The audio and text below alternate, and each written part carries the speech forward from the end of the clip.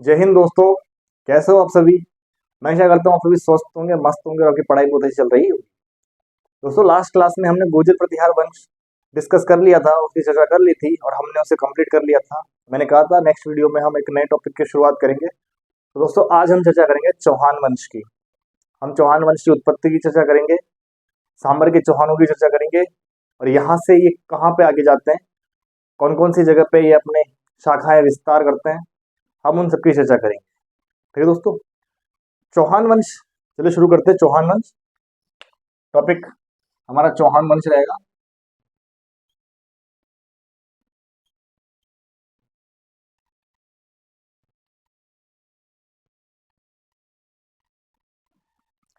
हमारा जो टॉपिक है वो चौहान वंश है।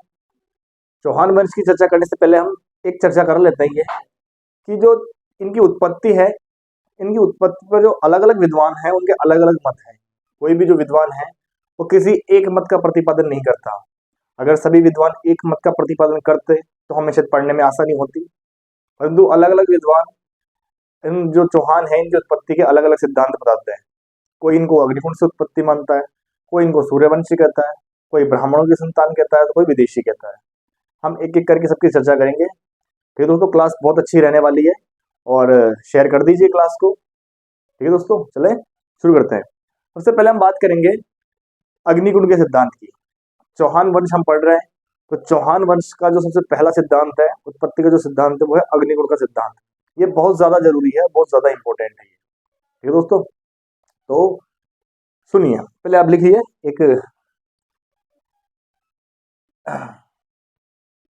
एक ग्रंथ है दोस्तों जिसका नाम है पृथ्वीराज रासो। आप में से ज्यादातर लोगों को ये चीज पता होगी, और नहीं पता है तो लिख लीजिए पृथ्वीराज रासो। इसका जो लेखक है उसका नाम है चंद्रवरदाई।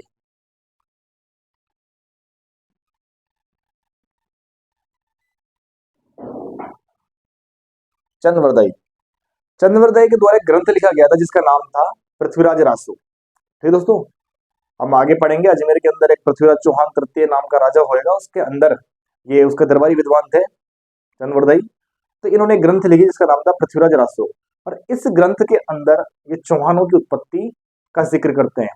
और चौहानों की उत्पत्ति का जिक्र किससे करते हैं कि इनकी उत्पत्ति किससे हुई है, तो बताते हैं कि इनकी उत्पत्ति अग्निकुंड से हुई है। लोग कंफ्यूज हो गए, पूछने लग गए कि भाई भट्ट चंद्रवरदाई क्या बात है कि चंद्रवरदाई जो राजपूतों की उत्पत्ति है, चौहानों की उत्पत्ति है, आप अग्निकुंड से बता रहे हो, किस आधार पर बता रहे हो, ऐसे क्या हुआ जो इनकी उत्पत्ति अग्निकुंड से हुई। तब चंद्रवरदाई कहता है कि सुनो बात, बात क्या थी, तो कहानी सुनो दोस्तों। दरअसल क्या था, जो पहले का समय था प्राचीन काल के अंदर, जब ऋषि यज्ञ किया करते थे, तो जो राक्षस प्रवृत्ति के लोग थे उन यज्ञों को भंग कर दिया करते थे। अब भंग कैसे करते थे, तो उन यज्ञों में हड्डियां डाल देते थे, गाय का मांस डाल देते थे, पानी की बाल्टी डाल गए। तो इस तरह से क्या कर रहे थे, उन यज्ञों को भंग कर रहे थे वो। तो जितने भी ऋषि थे वो सारे के सारे एकत्रित होते हैं और बात करते हैं कि यार ऐसे तो हम यज्ञ कर ही नहीं पाएंगे, ये जो राक्षस प्रवृत्ति के लोग हैं ये ये तो विघ्न डाल रहे हैं, यज्ञ को पूरा ही नहीं होने दे रहे हैं। तो सब के सब मिलके जाते हैं ऋषि वशिष्ठ जी के पास। ऋषि वशिष्ठ जी जो है वो उन दिनों आबू पर्वत पर रहा करते थे और यज्ञ करते थे। तो सबके सब क्या करते हैं, ऋषि वशिष्ठ जी के पास चले जाते हैं और ऋषि वशिष्ठ जी को बता देते हैं कि बात दरअसल ऐसी है कि हम यज्ञ कर रहे हैं और राक्षस प्रवृत्ति के लोग आते हैं और यज्ञ को भंग कर देते हैं और हम यज्ञ नहीं कर पा रहे, हमारी साधना पूर्ण नहीं हो पा रही। वशिष्ठ जी को लगता है कि बात तो सही है, अगर आज इन लोगों को नहीं रोका गया तो ये इस तरह से धीरे धीरे जो हमारी संस्कृति है वो संस्कृति समाप्त हो जाएगी, ये हम यज्ञ नहीं करने। तो क्या किया जाए, तो ऋषि वशिष्ठ जी ने तुरंत यज्ञ किया और उस यज्ञ के अंदर से कौन से मंत्र उन्होंने उच्चारण किए, उन्होंने क्या बोला भगवान जाने, पर उस यज्ञ से उन्होंने 4 राजपूत योद्धाओं की उत्पत्ति की।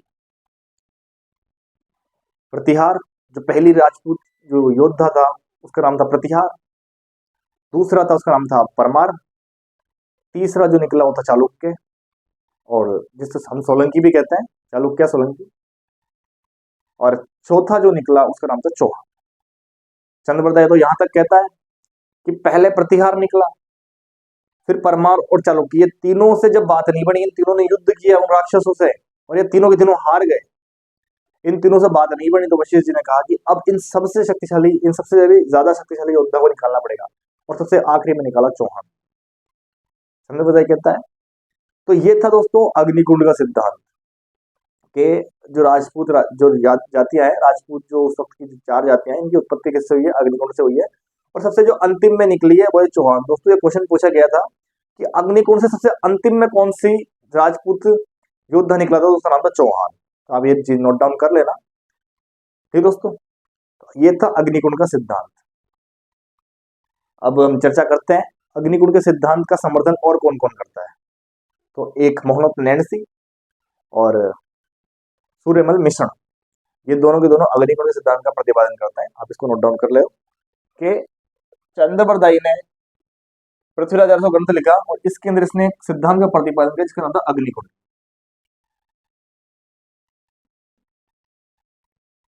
अग्निकुंड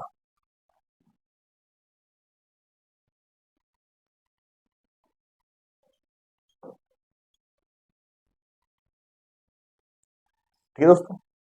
तो चंद्रबरदाई कहता है कि अग्निकुंड के सिद्धांत से चार राजपूत जो योद्धा थे उनकी उत्पत्ति हुई है। दोस्तों ये वाला सिद्धांत मैंने बहुत अच्छे से, जब मैंने राजपूतों की उत्पत्ति जो टॉपिक था वो पढ़ाया था, उसके अंदर मैंने जितने भी जो सिद्धांत थे इनकी उत्पत्तियों संबंधित उनकी चर्चा की थी। तो आप वो वीडियोस भी जरूर देखना ताकि आप लोगों को स्पेशली ये चीजें समझ में आए, अच्छी तरह समझ में आए। उस वक्त मैंने बहुत डिटेल से इसकी चर्चा की है कि राजपूतों की उत्पत्ति चौहान अग्निकुंड से कौन मानता है, आर्यों की संतान कौन मानता है, विदेशी कौन मानता है, मैंने उसके अंदर बहुत अच्छे से चर्चा की है। तो आप वो भी जरूर देखना। हालांकि हम यहाँ भी चर्चा करेंगे। तो अग्निकुंड का सिद्धांत दिया पृथ्वीराज रासों के अंदर चंद्रबरदाई ने, और सबसे अंतिम में किसको निकाला? चौहानों को। तो बाकी निकाली तो चार जातियां, चार योद्धा थे, पर जो सबसे अंतिम में निकला वो कौन निकला? चौहान। सबसे अंतिम में ये क्वेश्चन पूछा गया है कि सबसे अंतिम में कौन निकला? तो चौहान। ठीक है दोस्तों। अब ये जो अग्निकुंड का सिद्धांत है इसका प्रतिपादन और कौन से इतिहासकार ने किया है, तो ये चीज नोट डाउन कर लो। एक है जिसका नाम है मोहम्मद नैणसी,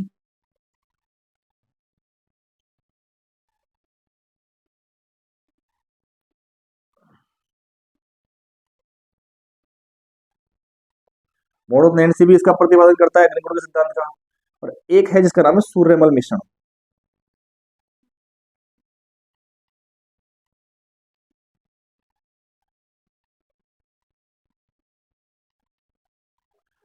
मोहम्मद नैणसी और सूर्यमल मिश्र जो चौहान है, इनकी उत्पत्ति किससे बताते हैं? अग्निकुंड से बताते हैं। और अग्निकुंड का सिद्धांत किसने दिया है? चंद्रबरदाई ने दिया है। कौन से ग्रंथ में दिया है? पृथ्वीराज रासो ग्रंथ के अंदर दिया है। दोस्तों ये चीजें समझ में आई। अब हम बात करते हैं आगे की कि चलो अग्निकुंड का सिद्धांत हो गया और ये जो इतिहासकार इन्होंने अग्निकुंड का सिद्धांत दे दिया, क्या अब ये इनकी उत्पत्ति अग्निकुंड से हुई है? ये कोई और इतिहासकार है जो इनकी उत्पत्ति किसी अलग मत का समर्थन करता है इनकी उत्पत्ति के संबंध में? तो हाँ दोस्तों, अब हम बात करेंगे जो विदेशी इतिहासकार थे, जैसे कर्नल जेम्स टोड, एक है कर्नल टोड,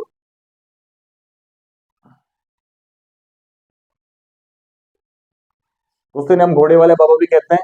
राजस्थान के इतिहास का पितामह अगर किसे कहा जाता है तो वो कर्नल टोड को ही कहा जाता है। और कोई है क्या दूसरा? तो हाँ एक और है, डॉक्टर स्मिथ।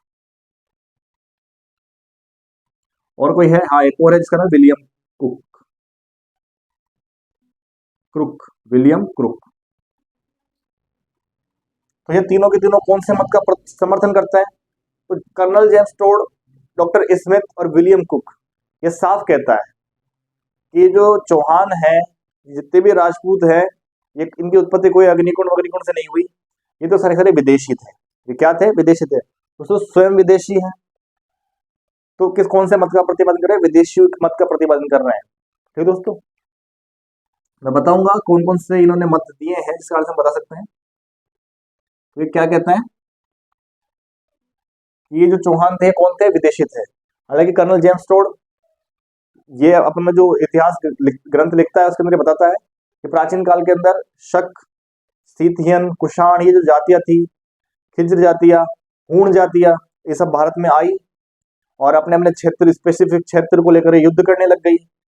युद्ध करते करते हालांकि कालांतर में जब थोड़ी समझदारी उन लोगों में आई तो उन्होंने युद्ध बंद कर दिया और आपस में वैवाहिक संबंध स्थापित करना स्टार्ट कर दिया। और जब वैवाहिक संबंध स्थापित करना स्टार्ट कर दिया तो यही आगे चल करके राजपूत कहलाए। कर्नल जेम्स कहता है कि जो राजपूत थे ये शक और सीथियन के संतानें हैं। डॉक्टर स्मिथ कुषाणों संबंधित बताता है, डॉक्टर स्मिथ कुषाणों संबंधित बताता है इनको। विलियम कुक, तो ये जितने भी थे शक, सीथियन, कुषाण, इन सबसे इनके संबंधित इनकी क्या बताते हैं, उत्पत्ति बताते हैं। तो कर्नल टोड, डॉक्टर स्मिथ और विलियम कुक क्या बोलते हैं कि ये जो चौहान थे इनकी उत्पत्ति किससे हुई थी, विदेशियों से हुई थी। चलो हम आगे चर्चा करते हैं। और कोई हमें इसके बारे में और कोई मत मिलता है क्या? एक मत हमें मिलता है सूर्यवंशी होने का, कि चौहानों को सूर्यवंशी कौन कहता है, तो इसकी चर्चा भी हम कर लेंगे सूर्यवंशी की।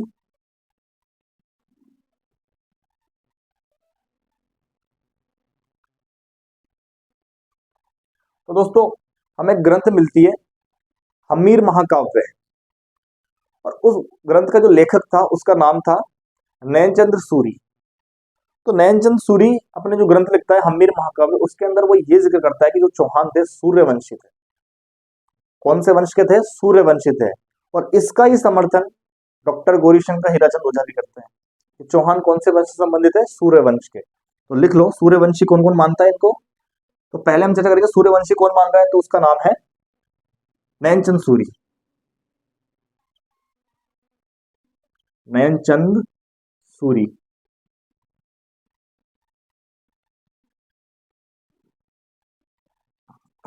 और इसका इस समर्थन कौन करता है? तो इसका जो समर्थन करता है उसका नाम है डॉक्टर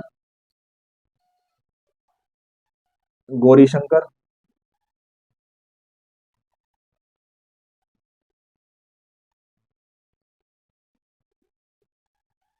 हीराचंद ओझा।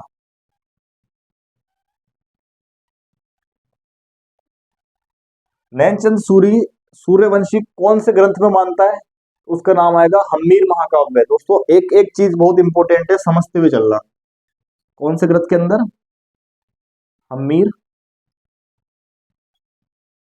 महाकाव्य। कि भाई नैनचंद सूरी ने ग्रंथ लिखा है हम्मीर महाकाव्य, और उस ग्रंथ के अंदर जो नैनचंद सूरी है वो क्या बताता है कि चौहान कौन है? तो चौहान सूर्यवंशी है। जीएच ओझा भी इसका समर्थन कर देते हैं कि हाँ बिल्कुल बात सही है, जो चौहान थे वो सूर्यवंशी थे। हम एक और चर्चा करते हैं, अग्निकुंड से ही संबंधित वो चर्चा है। अग्निकुंड से ये संबंधित हुए हैं, अग्निकुंड से इनकी उत्पत्ति हुई है, जिसका समर्थन चंद्रवरदाई, सूर्यबल मिश्र और मोड़ नैन्सी कर रहा है। तो इस कारण से इनको अग्निवंशी कहा जाता है। इस कारण से चौहानों को क्या कहा जाता है? इस कारण से चौहानों को कहा जाता है अग्निवंशी।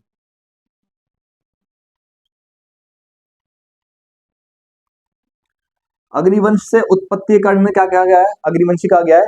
और अग्निवंशी मत का जो समर्थन करते हैं वो जितने भी भाट और जो जितने भी चारण थे ना, जिन्होंने जितने भी ग्रंथ लिखे हैं, उन सभी ग्रंथों में भाट और चारणों ने चौहानों को अग्निवंशी बताया है। क्या बताया? अग्निवंशी। तो आप ये भी नोट डाउन कर लो कि अग्निवंशी कौन बताता है इनको? भाट और चारण।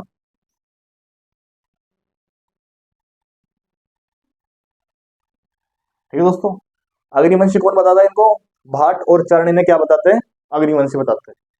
अब दोस्तों एक और मत है कि जो चौहान थे ये ब्राह्मणों की संतान थे, और ये एक बहुत विवादित मत है। इसके बारे में बहुत पुख्ता सबूत भी मिलते हैं कि, और उन सबूतों में साफ साफ लिखा हुआ भी मिलता है कि जो चौहान थे वो ब्राह्मणों की संतान थे। तो हम चलो उसे समझते हैं कि भाई जो चौहान थे ब्राह्मण की संतान थे या नहीं थे, अगर थे तो कहाँ हमें लिखा हुआ मिलता है, और क्या क्या हो सकता है। ठीक है दोस्तों,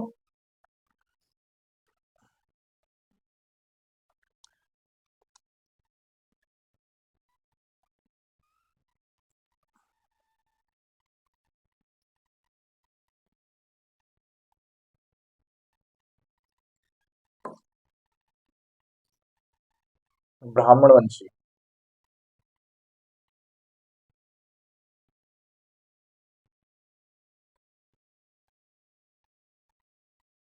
ब्राह्मण वंशी कह लो या ब्राह्मणों की संतान कह लो।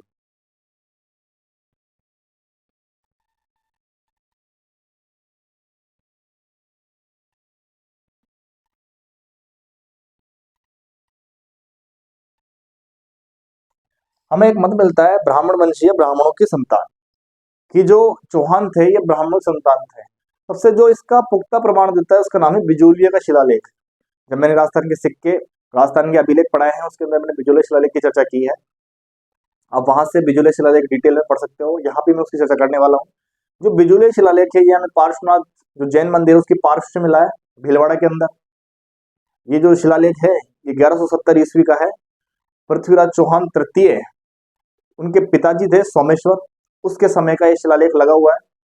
और इस शिलालेख के अंदर हमें एक बात लिखी हुई मिलती है कि जो चौहान है ये वत्स एक गोत्र है, ब्राह्मण को वत्स, तो उस वत्स गोत्र है उसके ब्राह्मण ही है, तो चौहानों क्या कहा गया है, वत्स गोत्रीय ब्राह्मण कहा गया है। ये चीज नोट डाउन कर लो, बहुत इंपॉर्टेंट है, बहुत ज्यादा एग्जामों में चीज पूछी गई है कि चौहानों को वत्स गोत्रीय ब्राह्मण कौन कहता है। तो सबसे पहले तो हम बात करेंगे बिजोलिया की।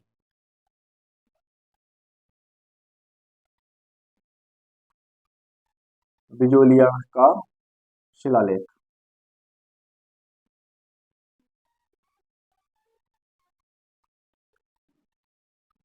ये जो बिजोलिया का शिलालेख है ये ब्राह्मणों को क्या बताता है कि ब्राह्मण जो है वत्स गोत्रीय ब्राह्मण है।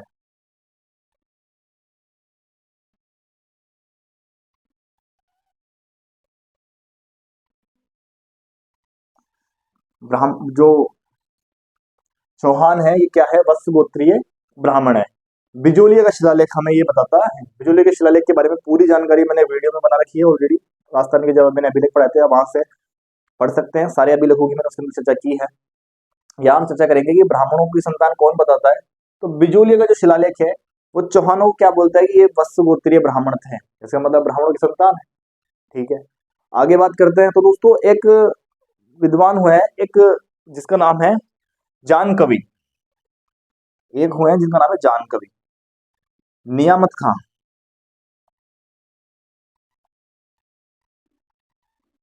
नियामत खां जिन्हें प्यार से लोग जान कवि कहते हैं, या वो जान के नाम से क्या करते, कविताओं का रचना करते थे। वो कविता लिखा करते थे जान के नाम से, इसका नाम से जान कवि कहा जाता है। कभी जान भी कह लो, जान कवि कह लो, एक ही बात है। तो जो नियामत खां है इन्होंने ग्रंथ लिखी और उस ग्रंथ का नाम था कायम खानी रासो। इन्होंने ग्रंथ लिखी, इसका नाम क्या था, कायम खानी रासो। कायम खानी रासो, कायम खानी रासो।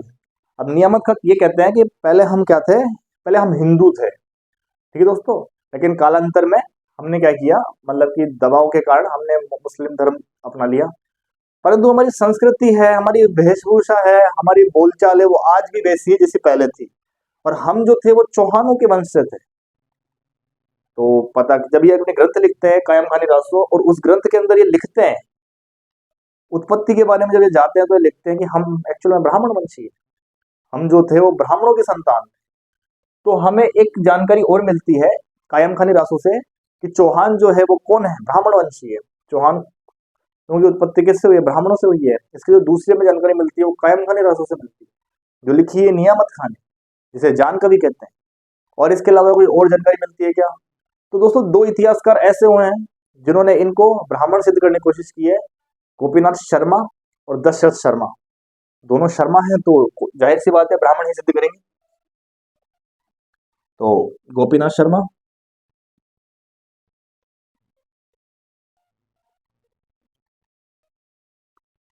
और दूसरा है दशरथ शर्मा।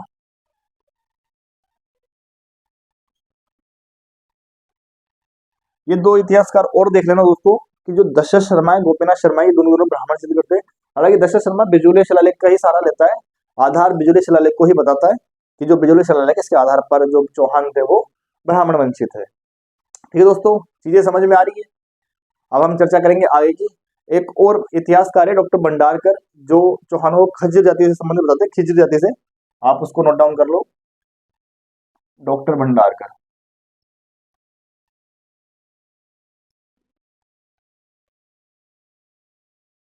खिज्र जाति से।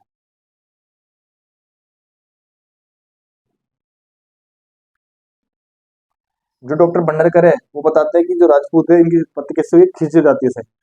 फिर दोस्तों तो ये थी राजपूतों की उत्पत्ति से संबंधित कुछ चर्चा है, चौहानों की उत्पत्ति से संबंधित कुछ चर्चा है। फिर दोस्तों कि इन्हें कौन क्या मानता है क्या नहीं मानता। अब हम आगे बात करते हैं चौहानों से संबंधित। इसे मैं रफ कर देता हूं।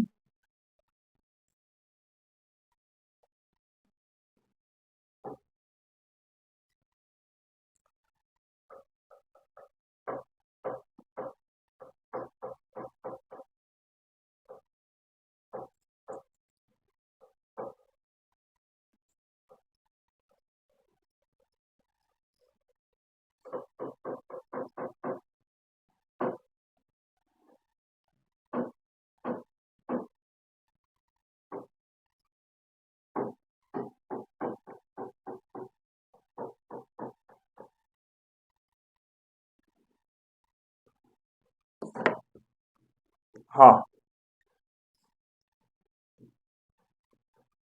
हाँ, तो दोस्तों अब हम आगे की बात करते हैं। चौहानों संबंधित एक मोटे मोटे दो तीन फैक्ट है, हम उसे चर्चा कर लेते हैं। तो चौहान जो थे ना, ये प्रतिहारों के सामंत हुआ करते थे। तो क्या थे ये? गुर्जर प्रतिहारों के सामंत हुआ करते थे। चौहान जो थे वो क्या थे? गुर्जर प्रतिहारों के सामंत हुआ करते थे। ठीक है दोस्तों, ठीक है। पहली जो चीज हमने पढ़ी अब, कि चौहान थे गुर्जर प्रतिहारों के सामंत हुआ करते थे। हालांकि स्टार्टिंग में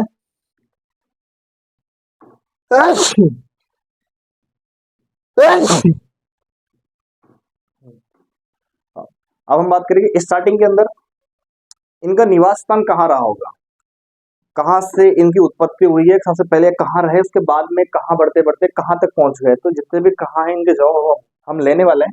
सबसे पहले हमें जो जानकारी मिलती है वो मिलती है अहिल छत्रपुर।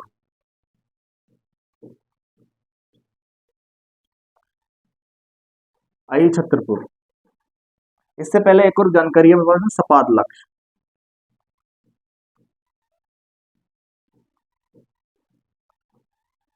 सांबर। ठीक है, तो समझते हुए चलिए। इतिहासकारों को मानना है कि चौहान जो थे वो अगर सबसे पहले कहीं पे निवास करने आए थे तो उस जगह का नाम था सपाद लक्ष्य। ये जो सपाद लक्ष्य है दोस्तों, सांबर क्षेत्र से कुछ ही दूरी पर एक क्षेत्र है, उसे सपाद लक्ष्य कहते हैं। अब इसका नाम सपाद लक्ष्य क्यों पड़ा? तो कहा जाता है कि उस समय यहाँ की जो जनसंख्या थी वो 1.25 लाख के बराबर रही होगी, इस कारण से इसे 1.25 लाख कहा जाता था। 1.25 लाख का अपभ्रंश होते होते वो सपाद लक्ष्य हो गया। ठीक है दोस्तों, और सपाद लक्ष्य में इन्होंने निवास स्टार्ट किया और अपनी जो राजधानी बनाई वो बनाई अहि छत्रपुर को। अहि छत्रपुर नागौर में पड़ता है। ठीक है दोस्तों, अहि छत्रपुर कहाँ पड़ता है? नागौर में। तो पूछ लिया जाता है कि चौहानों की प्रारंभिक राजधानी कौन सी थी, तो उसका जो राइट आंसर आएगा वो आएगा अहि छत्रपुर नागौर। ठीक है दोस्तों, एक और हमें इस जगह मिलती है जिसका नाम है अनंत गोचर। एक हमें एक जगह और मिलती है, एक सेकंड दोस्तों, अनंत गोचर से पहले एक जगह और है, पूर्णतल।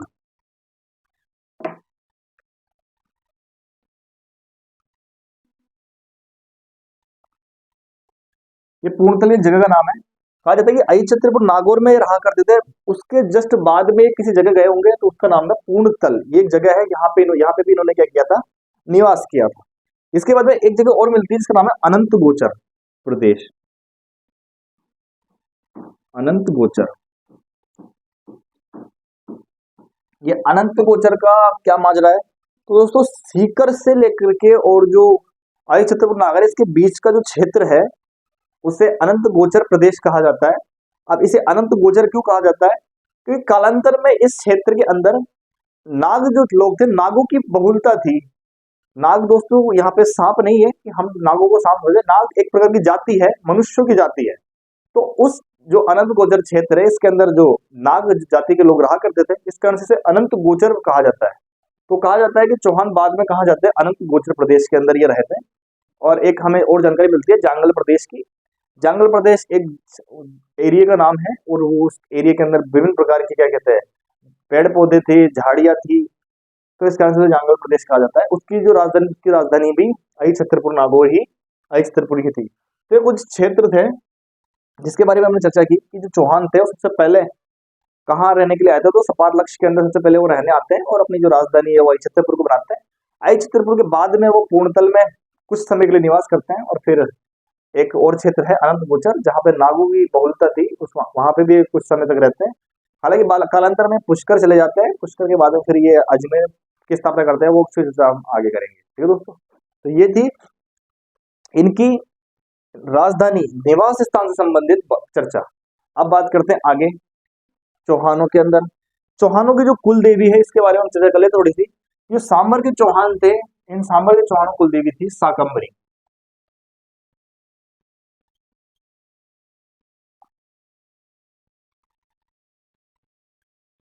एक हम मतलब जो सीकर के चौहान थे, इनकी जो कुल देवी थी उसका नाम था जीर्ण माता।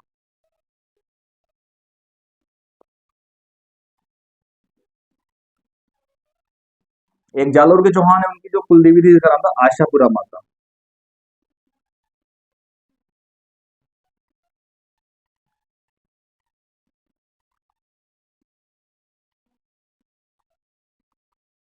तो ये तीन चीजें नोट डाउन कर लेना। हालांकि जब हम स्पेसिफिक रीजन की बात करेंगे जालोर के चौहान, तब भी हम इसकी चर्चा करेंगे। तो ये कुछ इनकी कुल देवियां थी, और इनकी कुल देवता की बात करेंगे तो सबके कुल देव सभी चौहानों के जो कुल देवता है वो एक ही है, जिसका नाम है हर्षनाथ। ठीक है, हर्षनाथ का मंदिर सीकर के अंदर है, जीर्ण माता के पास में ही हर्ष की पहाड़ी है सीकर के अंदर, वहां पे उनका मंदिर बना हुआ है। जो गोवर्क प्रथम है, उसके समय हट्टड़ जो उनका सेनापति सामंत हुआ उसने बनवाया था। तो दोस्तों ये नोट डाउन कर लेना आप कि ये जो माताएं हैं कुल देवी है जो इनकी, वो कौन कौन है, इनके जो क्षेत्र थे कहाँ कहाँ ये निवास करते हैं उनकी हमने चर्चा कर ली है। और ये क्या करते हैं, ये सामंत जो थे, क्या कहते हैं, सामंत किसके थे, तो गुर्जर प्रतिहारों के ये सामंत हुआ करते थे। अब हम चर्चा करते हैं इनकी मतलब कि निवास स्थान को लेकर के कालांतर में कहाँ चले जाते हैं, और कहाँ इनकी जो जो पर्टिकुलर राजधानी है कहाँ बनाते हैं। ठीक है दोस्तों,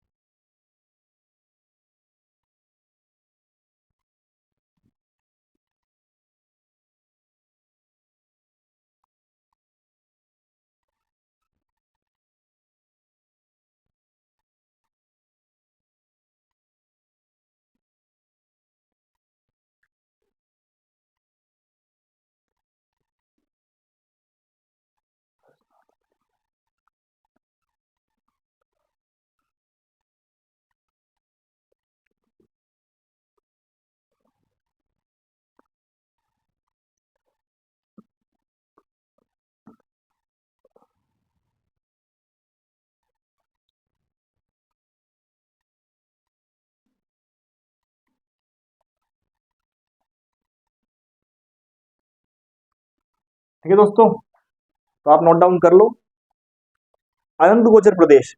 दोस्तों ये कुछ समय तक अनंत गोचर प्रदेश में रहे थे, इसकी जानकारी हमें कहाँ से मिलती है, अब ये चीज भी नोट डाउन कर लो, क्या पता कहीं से भी क्वेश्चन पूछ ले एग्जामिनर।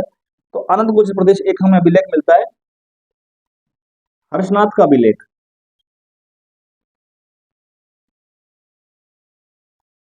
ये 973 ईस्वी का अभिलेख है। इस हर्षनाथ अभिलेख के अंदर ये बताया जाता है कि ये जो इनका जो कुछ समय था ये कहाँ रहे थे, अनंत गोचर प्रदेश में रहे थे। और हमने बात की थी, अनंत गोचर की बात कर ली हमने। अब हम बात करेंगे राजधानी की। ठीक है दोस्तों, एक हमें इसकी राजधानी की बात पता चलती है, तो हमें दो चीजें मिलती है, एक तो हमीर महाकाव्य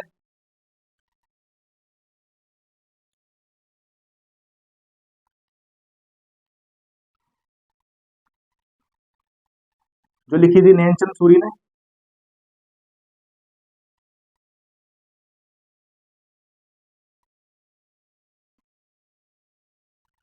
और एक ग्रंथ है सुरजन चरित्र।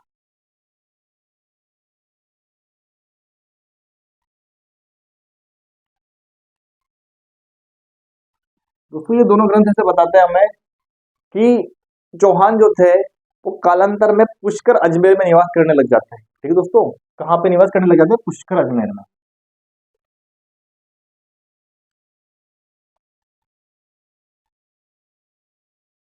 तो बात सही है, हम आगे पढ़ेंगे जो चंदन राज है, उसकी पत्नी पुष्कर झील के किनारे 1000 दीपक जला करके योग किया करती थी। इसका मतलब पुष्कर अजमेर में रह रही है लोग। एक और चीज नोट डाउन कर लो आप इसके अंदर, क्या कहते हैं कि पृथ्वीराज विजय एक ग्रंथ है जिसका जो रचनाकार है उसका नाम है जयानक।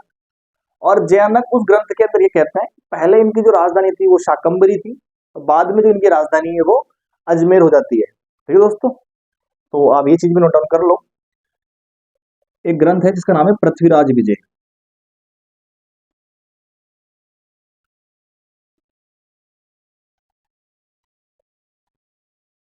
और इस पृथ्वीराज विजय के जो रचनाकार है उसका नाम है जयानक। जयानक कहता है साफ साफ कि जो चौहान थे इनकी जो प्रारंभिक राजधानी थी वो थी शाकंभरी। शाकंभरी मतलब सांबर। और कालांतर में जो इनकी राजधानी हो जाती है वो जाती है अजमेर। कालांतर में इनकी राजधानी क्या हो जाती है, अजमेर। तो ये पृथ्वीराज विजय से हमें इनकी जानकारी मिलती है। जयानक जो उस ग्रंथ को रचयिता है, उस ग्रंथ को जो लिखता है उसका नाम है जयानक। ठीक है दोस्तों, अब हम बात करेंगे चौहानों के शासकों की। हमने अब तक चर्चा कर ली है कि इनकी उत्पत्ति के बारे में कौन कौन से विद्वान ने क्या क्या मत दिए हैं। फिर हमने बात कर ली है इनके निवास स्थान से संबंधित जो भी भ्रांतियां थी, जो भी मत थे कि अनंत गोचर में थे वो हमें कहां से मिलता है, पुष्कर अजमेर में थे वो हमें कहां से मिलता है, शाकंभरी में थे ये हमें कहां से मिलता है, अजमेर में गए वो कहां से मिलता है। इनकी जो कुल देवियां थे हमने उनकी चर्चा कर ली। अब हम बात करते हैं शासकों की। तो सबसे पहले हम नोट डाउन कर लो। और सबसे पहले जो हम चर्चा करेंगे उसका नाम है वासुदेव चौहान। ठीक है दोस्तों,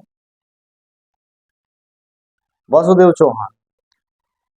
दोस्तों एक चीज नोट डाउन कर लेना आप कि चौहानों को, जो चौहानों की उत्पत्ति मानी जाती है, चाहमान नाम का व्यक्ति था उससे चौहानों की उत्पत्ति मानी जाती है। वो चाहमानों का शायद हो सकता है मूल पुरुष रहा होगा, लेकिन हमें जो पढ़ना है वो वासुदेव चौहान से पढ़ना है। तो वासुदेव चौहान के बारे में क्या पढ़ना है, तो सबसे पहले हम बात करते हैं बिजोलिया शिलालेख। जो बिजोलिया शिलालेख है 1170 ईस्वी का।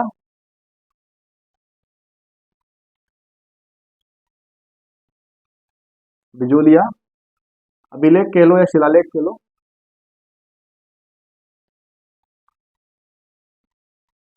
और ये जो बिजोलिया शिलालेख है ये क्या कहता है कि जो वासुदेव चौहान था इसने 551 ईस्वी के अंदर चौहानों की क्या की थी, स्थापना की। सांबर के अंदर, सांबर के अंदर चौहानों की स्थापना किसने कर दी थी, वासुदेव चौहान ने की थी 551 ईस्वी के अंदर। इस कारण से ये जो वासुदेव चौहान है इसको चौहानों का मूल पुरुष, आदि पुरुष, चौहानों का संस्थापक कहा जाता है। एक जानकारी और मिलती है हमें इसी अभिलेख के अंदर, बिजोलिया शिलालेख के अंदर। बिजोलिया शिलालेख ये कहता है कि जो सांबर झील थी उस सांबर झील का निर्माण वासुदेव चौहान ने करवाया था। तो वासुदेव चौहान के बारे में दो जानकारी है जो हमें याद रखनी है, दोनों से ही क्वेश्चन पूछा जाता है, बहुत बार क्वेश्चन पूछ चुका है कि चौहानों का मूल पुरुष कौन है, वासुदेव चौहान। कब है 551 ईस्वी में, जानकारी कौन देता है, बिजोलिया शिलालेख। दूसरी जानकारी क्या है, सांबर झील का निर्माण किसने करवाया था, वासुदेव चौहान ने। ठीक है दोस्तों, हालांकि सांबर झील जो है वो प्राकृतिक झील है, परंतु इस अभिलेख के अनुसार उस झील का निर्माण किसने करवाया, वासुदेव चौहान ने। तो हो सकता है कि इसने शायद उसकी पाल बनवा दी हो या फिर उसकी थोड़ा सा निर्माण कार्य करवा दिया हो। इस कारण से ऐसा कहा जा सकता है कि जो सांबर झील का निर्माण है वो वासुदेव चौहान ने करवाया था। ठीक है दोस्तों, तो इसे नोट डाउन कर लेना कि बिजोलिया शिलालेख वासुदेव चौहान के बारे में क्या कहता है। कि टाइम नोट डाउन कर लो, 551 ईस्वी। 551 ईस्वी के अंदर सांबर के चौहानों की स्थापना किसने कर दी थी, वासुदेव चौहान ने। इस कारण से क्या कहा जाता है, इस कारण से चौहानों का मूल पुरुष, आदि पुरुष या चौहानों का संस्थापक। ये जो तीन चीजें हैं नोट डाउन कर लेना, इससे कई बार क्वेश्चन बनते हैं। ठीक है दोस्तों, कि चौहानों का आदि पुरुष किसे कहा जाता है, वासुदेव चौहान को। मूल पुरुष किसे कहा जाता है, वासुदेव चौहान को। संस्थापक किसे कहा जाता है, वासुदेव चौहान को। कौन से अभिलेख में हमें मिलता है, तो बिजोलिया अभिलेख में मिलता है। कब की थी, 551 ईस्वी के अंदर की थी। और सांबर झील का निर्माण किसने करवाया था, वासुदेव चौहान ने करवाया था। इसकी जानकारी हमें कौन से अभिलेख से मिलती है, बिजोलिया अभिलेख से मिलती है। दोस्तों ये बहुत इंपॉर्टेंट क्वेश्चन है, हर एग्जाम में इससे क्वेश्चन पुट अप होता है। इसके बाद हम बात करते हैं अगले जो राजा बनता है उसकी दुर्लभ राज।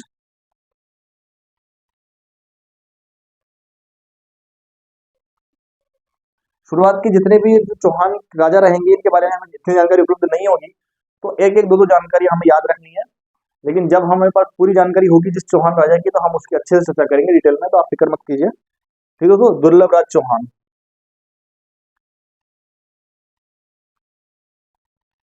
अगला जो राजा है उसका नाम है दुर्लभ राज चौहान।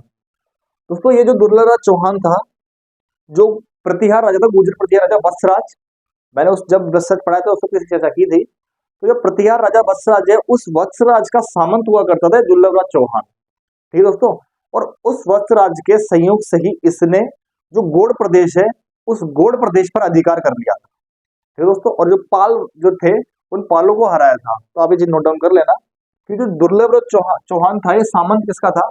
तो वत्सराज का सामंत था। ये किसका सामंत था? वत्सराज का। ये जो दुर्लभ राज चौहान था, ये किसका सामंत हुआ करता था? तो वत्सराज का सामंत हुआ करता था। और वत्सराज के संयोग से इसने कौन से प्रदेश पर अधिकार कर लिया था? तो गोड़ प्रदेश पर अधिकार कर लिया था। ठीक है दोस्तों, तो दुर्लभ राज चौहान के बारे में ये जानकारी हमें मिलती है। इसके बाद में कौन राजा बनता है? तो दुर्लभ राज चौहान के बाद में इसका पुत्र, जो जिसका नाम है गुवक प्रथम, तो गुवक प्रथम राजा बनता है। तो वो भी नोट डाउन करिए आप।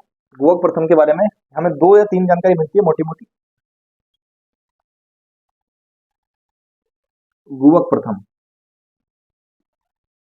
सबसे पहली बात, जो गुवक प्रथम है, इस समय जो गुर्जर प्रतिहार राजा है उसका नाम है नागभट्ट द्वितीय। तो जो गुवक प्रथम है नागभट्ट द्वितीय का सामंत है। ठीक है दोस्तों, जब गुर्जर प्रतिहार युद्ध के लिए जाया करते थे तो सामंतों को साथ लेके जाया करते थे। तो सामंतों के अंदर कुछ ज्यादा शक्तिशाली था उस समय, तो वो चौहान ही थे। तो जो गुवक प्रथम है, ये जो गुवक प्रथम, वो नागभट्ट द्वितीय का सामंत हुआ करता था। दोस्तों गुजर जो गुवक प्रथम है, इसने मतलब कि युद्ध करते करते इतना ज्यादा शक्तिशाली हो गया था कि इसने ये सोचा कि अब जब मैं इतना ज्यादा शक्तिशाली हो गया हूँ, खुद गुर्जर प्रतिहार मेरे ऊपर डिपेंड है, तो कोई से भी युद्ध में जाते हैं मुझे साथ लेके जाता है, तो मैं उनके अधीन काम क्यों कर रहा हूँ? मैं उनका सामंत क्यों हूँ? क्यों ना मैं खुद को एक स्वतंत्र राजा घोषित कर दूं। इतनी क्षमता है मुझ में।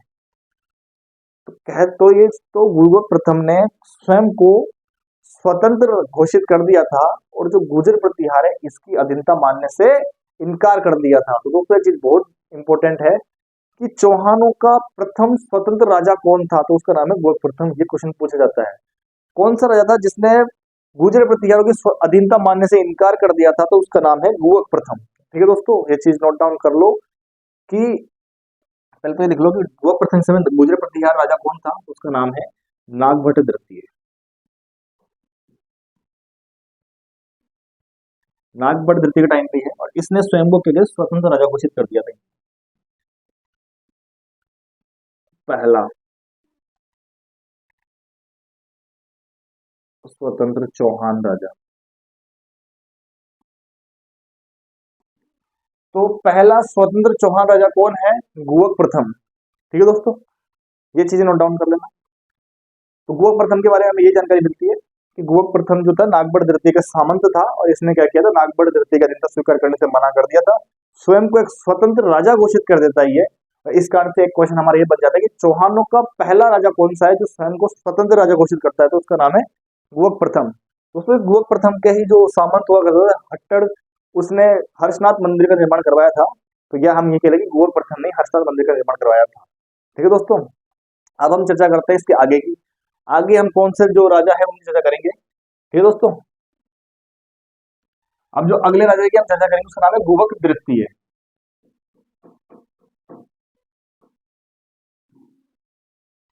गुवक द्वितीय के बारे में मोटी मोटी एक जानकारी हमें प्राप्त होती है कि कन्नौज का उस वक्त राजा हुआ करता था भोजराज, उसकी बहन थी जिसका नाम था कलावती।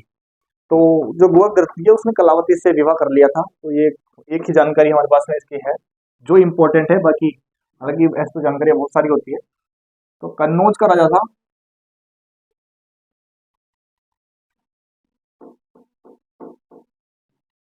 भोजराज, इसकी बहन थी कलावती। इस कलावती से शादी कर लेता है गुवक द्वितीय। ठीक है दोस्तों, और गुवक द्वितीय और कलावती, इससे ही एक संतान की उत्पत्ति होती है जिसका नाम होता है चंदन राज।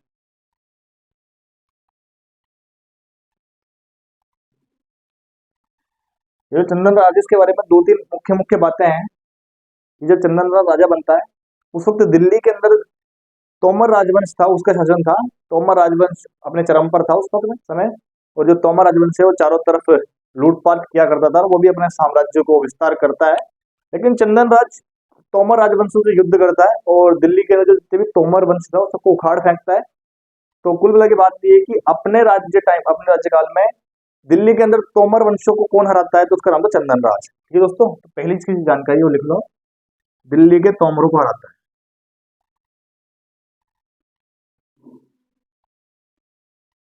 दिल्ली के तोमरों को।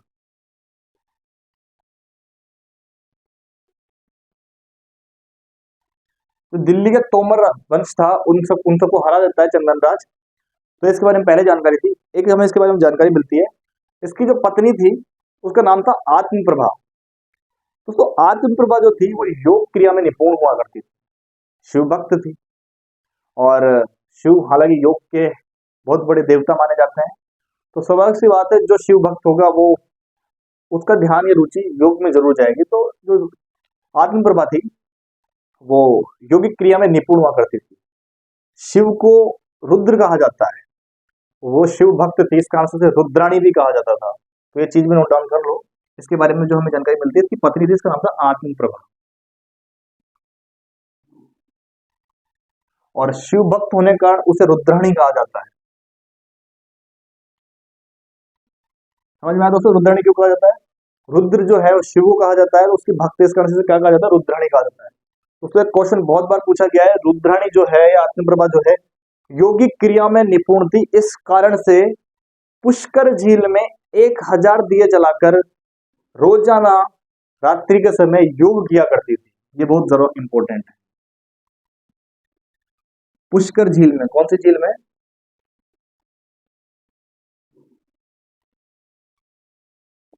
पुष्कर झील में। चंदन राज से अगर कोई क्वेश्चन बनता है तो क्वेश्चन सिर्फ यही बनता है कि जो आत्म प्रभा थी, यानी आत्म प्रभा नहीं, कि कौन सी रानी थी जो पुष्कर झील के अंदर 1000 दिए जलाकर योग किया करती थी, तो उसका नाम था आत्म प्रभा रुद्राणी। या फिर ये पूछ ले किसकी पत्नी थी, तो वह है चंदन राज की पत्नी। इससे सिर्फ यही क्वेश्चन बनता है, इसके अलावा इसमें क्वेश्चन नहीं बनता है। अब हम बात करते हैं अगले वंश की। इसके बाद हम बात करते हैं चंदन राज और आत्म प्रभा जिस संतान की उत्पत्ति होती है उसका नाम था वाकपति राज। जो अगला राजा बनता है उसका नाम है वाकपति राज। वाकपति राज प्रथम।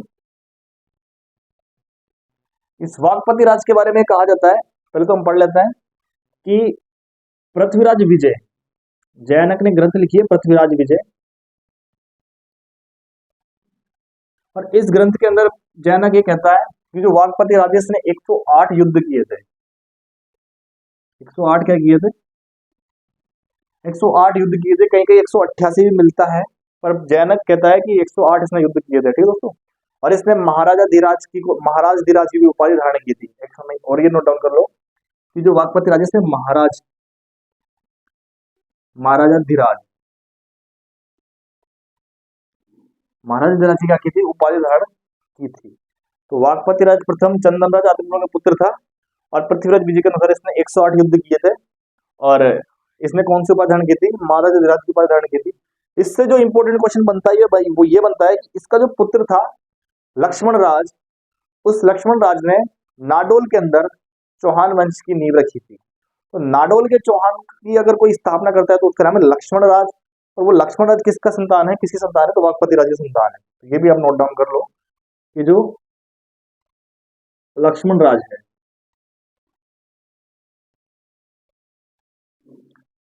इस लक्ष्मण राज ने नाडोल के अंदर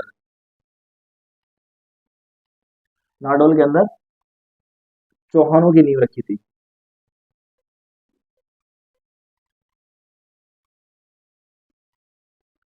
नाडोल के चौहानों की नींव कौन रखा है, लक्ष्मण राज। लक्ष्मण राज किसकी संतान है, वाकपति राज की संतान है। ठीक है दोस्तों। अब हम चर्चा करते हैं जो आगे के जो राजा हुए उनकी चर्चा करते हैं हम। चलो अब आगे बात करते हैं हम। उसके बाद जो राजा बनता है, वाकपति राज के बाद में जो राजा बनता है उसका नाम है सिंहराज, सिद्धराज।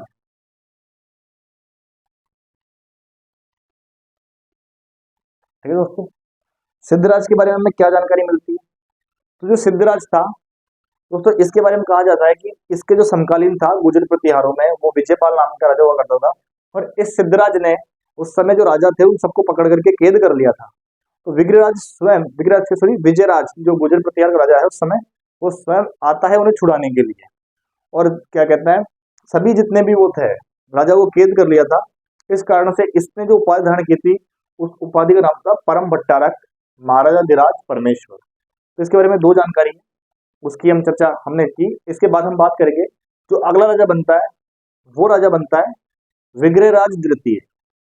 देखो विग्रहराज द्वितीय जो है वो बहुत इंपॉर्टेंट है, पहले इसका नोट डाउन कर लो आप कि जो सिद्धराज के समय गुजर प्रतिहारों का जो राजा है वो कौन है? विजयपाल, विजय प्रतिहार प्रतिहार प्रतिहार राजा। और इस सिद्धराज ने कौन सी उपाधि धारण की थी? परम भट्टारक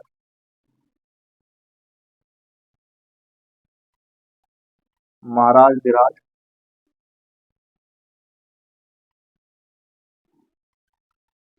परमेश्वर।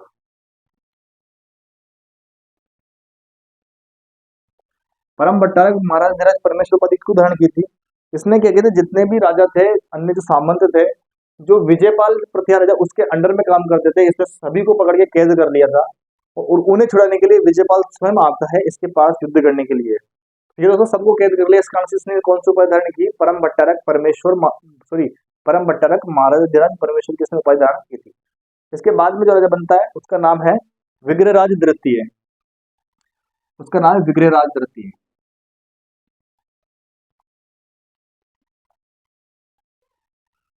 विग्रहराज द्वितीय बहुत इंपॉर्टेंट राजा है दोस्तों। ग्रंथ है पृथ्वीराज विजय जो जयानक ने लिखी है, और एक ग्रंथ है जिसका नाम है सुरजन चरित जो चंद्रशेखर ने लिखी है। तो ये दोनों ग्रंथ एक युद्ध है कि जो विग्रहराज चतुर है, सॉरी विग्रहराज द्वितीय है, इसने गुजरात के अंदर उस समय मूलराज चालुक्य का शासन हुआ करता था, मूलराज प्रथम का। तो विग्रहराज का उस मूलराज प्रथम से युद्ध होता है, और कहा जाता है कि विग्रहराज ने उस मूलराज प्रथम को बड़ी बुरी तरह हराया था। जो मूलराज है उसको उखाड़ के फेंक देता है, उसकी सत्ता को उखाड़ के फेंक देता है, मतलब उसे हरा देता है। पर इस युद्ध का वर्णन सुरजन चरित्र जो चंद्रशेखर ने लिखी है वो भी करती है, और इस युद्ध का वर्णन विजय पृथ्वीराज विजय भी करती है जो जयानक ने लिखी थी। तो एक चीज नोट डाउन कर लेना विग्रहराज द्वितीय के बारे में कि पृथ्वीराज विजय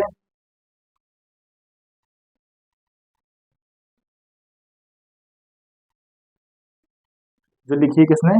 जयानक ने।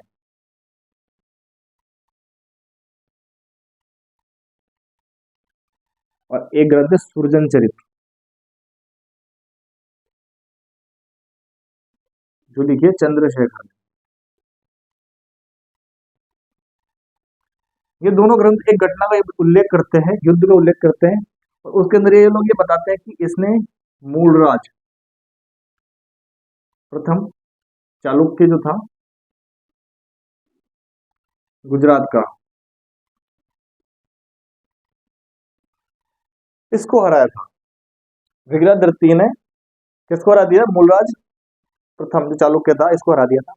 और कहा जाता है कि जब विग्रहराज द्वितीय, इसके पास इतनी बड़ी विशाल सेना थी कि जब ये इस मूलराज प्रथम से युद्ध करने के लिए जा रहा था, तो अपनी जब सेना को लेके जाता है, तो जो घोड़े होते हैं, घोड़े के जो खुर होते हैं, उनकी टाप जब धरती में पड़ती है तो नीचे की जो मिट्टी है वो सारी सारी मिट्टी आकाश में उठ जाती है, और पूरा का पूरा जो आकाश है वो अंधकार में हो जाता है, धूल में हो जाता है पूरा का पूरा आकाश। इतनी इसकी विशाल सेना थी कि जब इसकी सेना चला करती थी तो मिट्टी उड़ा करती थी और पूरे के पूरे आकाश को ढक लिया करती थी। इस कारण से ये जो विग्रह धरती है इसको खुर रंजोधकार रजोधकार की जो उपाधि है धारण की थी इसने। खुर का मतलब घोड़े के जो पैर होते हैं खुर, रजो का मतलब रात्रि होता है अंधकार, समझ रहे हो दोस्तों। तो इस कारण से इसने कौन सी उपाधि धारण की थी? खुर रजोंधकार की उपाधि इसने धारण की थी। हालांकि जब ये मूलादित्य को हराता है तो मूलादित्य को हराते हराते ये सोचता है मैं यहाँ नहीं रुकना चाहिए, आगे भी बढ़ना चाहिए। तो ये नर्मदा नदी के तट तक, और जो कच्छ का रण है, वर्तमान में कच्छ का रण है, पहले के टाइम पे भृगु कच्छ कहा जाता था, भृगु कच्छ, तो वर्तमान में कच्छ के रण वहां तक ये पहुंच जाता है अपनी सेना को लेकर के। तो इसका ये दोस्तों ये चीज हमें नोट डाउन कर लेनी है, चीज याद रखनी है। ठीक है दोस्तों, इसने कौन सी उपाधि धारण की थी? खुर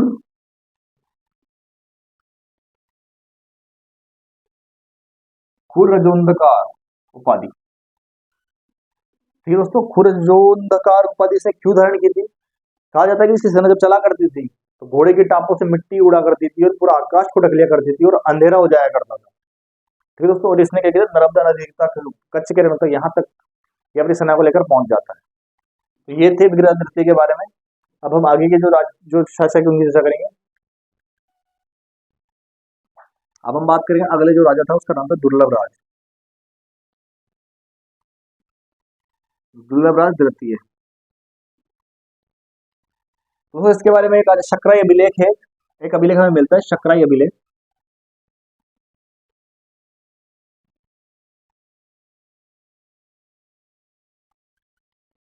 इस शकराई अभिलेख में इसके में एक उपाधि मिलती है, महाराजा धीराज इसकी उपाधि होती है। और उस अभिलेख में कहा जाता है कि ये जो दुर्लभ राज द्वितीय है, इसने नाडोल के जो चौहान थे, उस समय महेंद्र चौहान उस वक्त राजा था नाडोल का, उसको हराया था इसने। उसको थोड़ी देर पहले मैंने चर्चा की थी, जो वाकपति राज था उसका पुत्र था लक्ष्मण राज, जिसने नाडोल के अंदर चौहानों की नींव रखी थी। तो दोस्तों वही नाडोल के चौहान है, उसका कालांतर में राजा बनता है जिसका नाम है महेंद्र चौहान। और उस महेंद्र चौहान से जिसका युद्ध होता है उसका नाम है विग्रह द्वितीय। और इस विग्रह द्वितीय ने उस महेंद्र चौहान को हरा दिया था। ठीक है दोस्तों, तो ये चीज नोट डाउन कर लो। इसकी जानकारी हमें कहाँ मिलती है? शकराई अभिलेख में मिलती है कि इसने महेंद्र चौहान को हराया था। महेंद्र चौहान को हराया था, जो कहाँ का था? नाडोल का। और शकराई अभिलेख के अंदर में क्या जानकारी मिलती है? इसने एक उपाधि धारण की थी महाराजा धीराज की। इसके बाद में जो राजा बनता है उसका नाम है गोविंद तृतीय।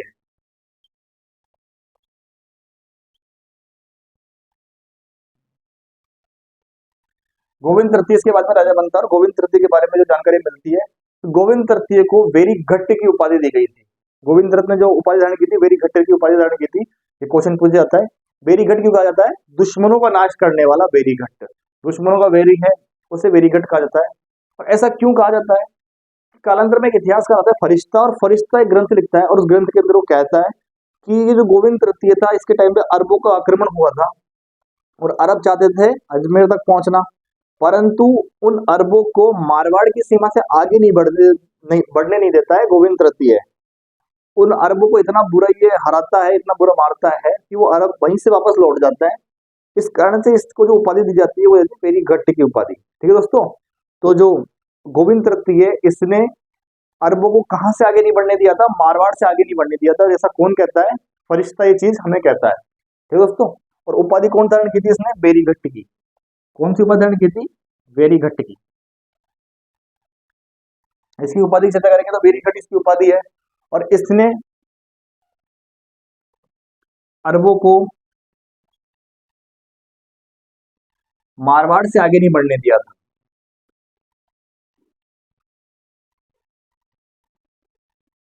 मारवाड़ से आगे नहीं बढ़ने देता।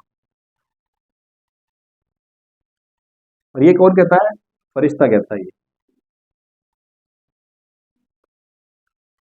मारवाड़ से आगे कौन नहीं बढ़ने देता है? तो गोविंद तृतीय नहीं बढ़ने देता है। ऐसा कौन कहता है? फरिश्ता कहता है। और बेरी घट की उपाधि कौन धारण करता है? तो गोविंद तृतीय धारण करता है। पूछ लिया जाता है कि बेरी गोविंद तृतीय कौन सी उपाधि धारण की थी? तो बेरी घट की उपाधि धारण की थी। अब हम चर्चा करते हैं अगले जो भी है। बाद में जो अगला राजा बनता है उसका नाम है वाकपतिराज तृतीय।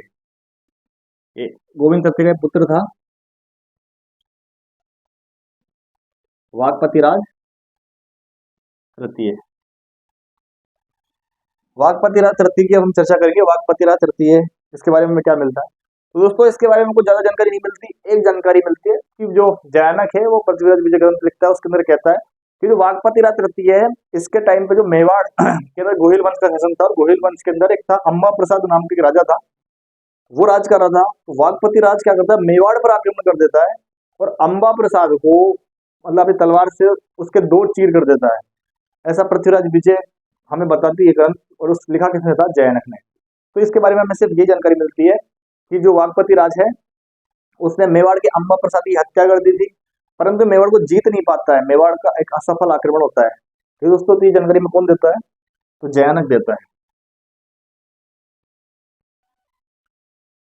पृथ्वीराज। विजय।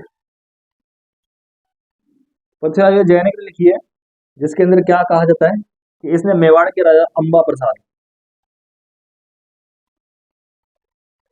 मेवाड़ का राजा कौन था? अंबा प्रसाद। उस अंबा प्रसाद को ये मार देता है और मेवाड़ पर आक्रमण करता है, परंतु मेवाड़ को जीत नहीं पाता है। ठीक है दोस्तों, वागपति राज के बारे में हमें ये जानकारी मिलती है। एक और जो राजा है उसके बारे में पढ़ते हैं हम। और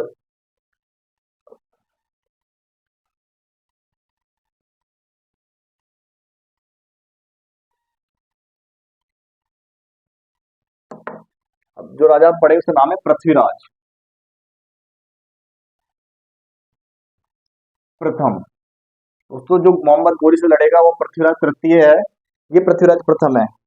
इसके बारे में क्या कहा जाता है कि जो पृथ्वीराज ये प्रथम है, इस पृथ्वीराज प्रथम के टाइम पे लगभग लगभग 700 जो होते हैं चालुक्य, वो क्या करते हैं, पुष्कर पर आक्रमण करते हैं। और पुष्कर पर जब वो आक्रमण करते हैं तो वहां के जो ब्राह्मण है, पंडित है, वो उनको लूटने लग जाते हैं, सभी के सभी बहुत मारकाट करते हैं और ब्राह्मणों की हत्या कर देते हैं। तो उन चालुक्यों से पृथ्वीराज प्रथम युद्ध करता है। हालांकि पृथ्वीराज इतना ज्यादा गुस्सा होता है कि इसे लगभग कहा जाता है कि 700 चालुक्यों का इसने वध कर दिया था। और 700 चालुक्यों का वध करने के बाद इसने परम भट्टारक महाराजा धीराज परमेश्वर की क्या की थी, इसने उपाधि धारण की थी। तो ये चीज आप नोट डाउन कर लो कि इसने लग कितने चालुक्यों की हत्या कर दी थी, तो इसने 700 चालुक्यों 700 चालुक्यों क्या कर दी थी, हत्या कर दी थी। और कौन सी उपाधि धारण करता है? परम भट्टारक महाराजा धीराज परमेश्वर, ये उपाधि धारण करता है कौन? पृथ्वीराज। और कहा जाता है कि ये दोस्तों जो पृथ्वीराज था शिव भक्त था। कौन सा भक्त था ये जो पृथ्वीराज था ये शिव भक्त था। जो भी जो व्यक्ति या भक्त शिव जी की यात्रा किया करते थे तो उनके लिए ये भोजन की, नाश्ते की इनकी व्यवस्था किया करता था। तो दोस्तों ये थे साम्राज्य चौहान। इसके बाद में जो अगला राजा बनता है वो बनता है अजयराज। और उस अजयराज ने अजमेर की स्थापना कर दी थी 1113 ईस्वी के अंदर। तो अब हम जो नेक्स्ट वीडियो पढ़ेंगे उसके अंदर अजमेर के चौहान पढ़ेंगे। और उस अजमेर के चौहानों की जो शुरुआत करेंगे वो अजयराज से करेंगे। सांबर के चौहान वो यहीं पर समाप्त हो जाते हैं। इसके बाद में पृथ्वीराज के बाद में जो राजा बन रहा है वो अजयराज बन रहा है और वो अजमेर की स्थापना करेगा, अपनी राजधानी को अजमेर ले जाएगा। ठीक है दोस्तों, तो मिलते हैं एक नए नेक्स्ट वीडियो के अंदर। तब तक के लिए आप सभी लोग ये वीडियो देखिए, रिवीजन कीजिए, समझिए चीजों को। और वीडियो अच्छी लगे तो लाइक शेयर कीजिए, कमेंट कीजिए। ठीक है दोस्तों, तब तक के लिए जय हिंद, जय भारत।